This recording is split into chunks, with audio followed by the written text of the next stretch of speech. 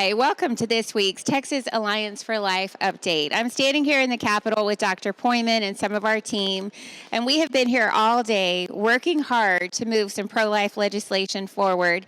And it's been an eventful week for that, which we'll share as far as how the bills are moving. We're excited about what we're seeing, but I just want to hit pause and allow Dr. Poyman to give you some of the news that came out yesterday, and that is that we saw just something exciting happening with the governor of Texas and many of the pro-life groups and legislators. So, Joe, will you tell our viewers a little bit about what took place yesterday?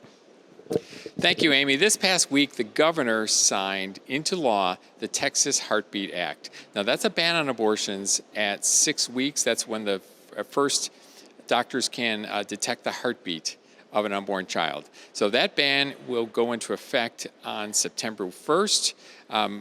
And we are very excited about that because it really demonstrates that the Texas House, Speaker Dade Phelan, the Texas Senate, Lieutenant Governor Dan Patrick, and our governor, Greg Abbott, are extremely pro-life. That bill was bipartisan and it passed by wide margins in both the House and the Senate.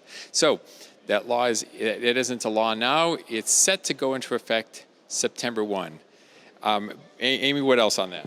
Well, I just want to add real quick before we switch gears, a congratulations to Representative Shelby Slauson, who authored the bill in the House, and Chairman Brian Hughes, who authored the bill in the Senate. Congratulations to both of you on that momentous act passing forward to law. Okay, yeah, well-deserved congratulations, because that was a very tough bill to carry.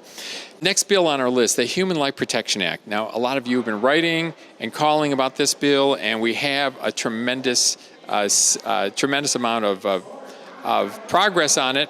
It's not to the governor's desk yet, but just this week there was a hearing in the Senate State Affairs Committee. I testified, and that is a bill which we expect to be moving. Now, what is the Human Life Protection Act? That's a bill that protects the unborn child beginning at fertilization, at conception, and it goes into effect when and to the extent the Supreme Court overturns Roe versus Wade and Planned Parenthood v. Casey in whole or in part. Why is this important? Well, it's extremely important because a lot of us have heard that the Supreme Court has agreed to take a very important case. It's a ban on abortions in Mississippi. It bans abortions at 15 weeks. Now, a lot of us know that the Supreme Court forbids states from banning abortions or making abortions significantly more difficult before the baby is viable. So we cannot, according to the Supreme Court precedent, Roe and Casey, which is terrible, states may not protect those unborn babies from abortion if they're not viable. This is possibly the Supreme Court will reevaluate that precedent and hopefully take a fresh look at it and allow states to ban abortions before viability.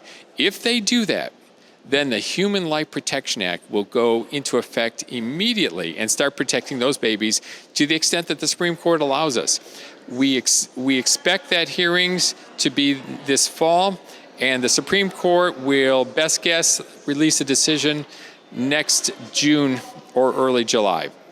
So that's why this Human Life Protection Act is extremely important. It has passed the House. Now it's in the Senate. And it's going to be very important for you pro-lifers to call your senator and call the lieutenant governor and ask them to make sure to support that bill. What's next on your agenda, Amy? Another bill that we have listed as one of our legislative priorities is Senate Bill 394. That's authored by Senator Lucio. It establishes safety protocols in Texas for chemical abortion drugs that are not tied to the FDA regulations. That's key because we want to protect our women in Texas from the complications that can come from chemical abortion drugs. We know that they have a high complication rate. And, we are pro-life from conception to natural death, but being pro-life also means being pro-woman. And so it's a goal of ours to protect the future health and fertility of women, even as we advocate for the protection of life. And so we'll probably be communicating with you guys more on that one. We also have a couple more top priorities moving through the pipeline, so to speak. So Joe, do you want to tell us a little bit about those? Thanks, Amy. Two more bills that are very important to move in the Texas House. Senate Bill 650 Senate Bill 650 is a ban on public money for use to promote abortion through abortion logistics support services. This is what the city of Austin is doing, spending more than $500,000 to promote abortion through travel, through meals, and through counseling for abortion.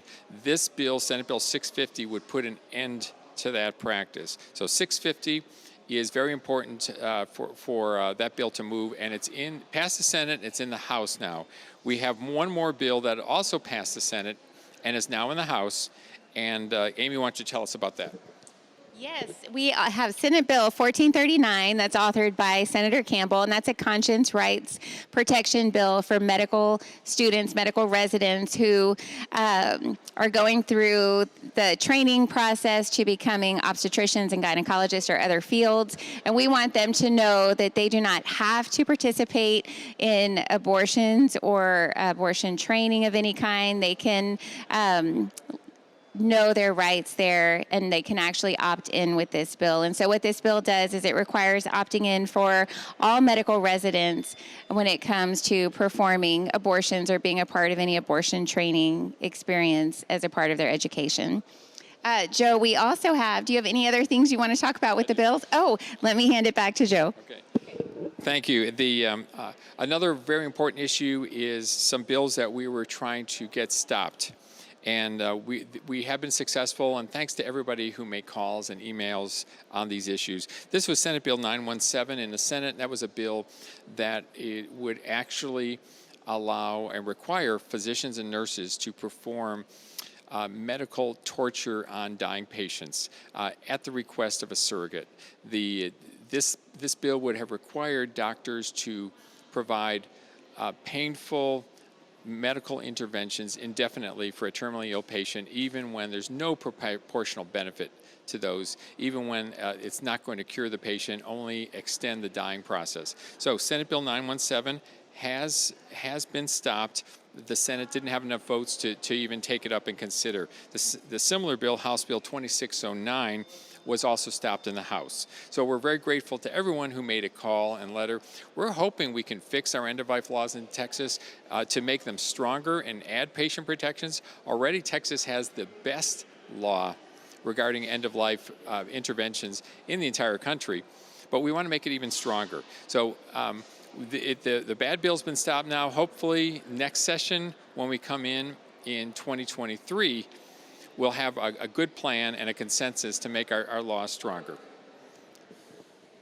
That is a good update, and I'm so glad that you shared that with our viewers. I got a little ahead of myself because the last thing that I'm going to talk about is something that we're very excited about. So now I get a chance to say it, and that is that our 2021 Walk for Life is coming up. So we're switching gears for a second to that before we sign off for this week. But the 2021 Walk for Life is Saturday, June 19th at 5 locations around Central Texas.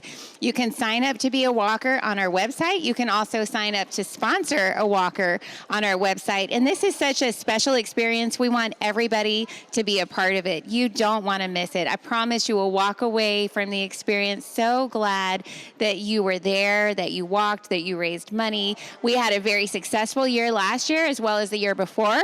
And we have a goal this year that exceeds that, and we believe that we're going to meet it. But most importantly, we want you to be a part of it because it's just something that when we do it together, we get the joy of the experience together, just doing it as a community of pro-lifers in Texas. And so we want to invite you out. Come be a part of it, the 2021 Walk for Life, Saturday, June 19th. And I think that's about it. Joe, do you want to just sign us off for today?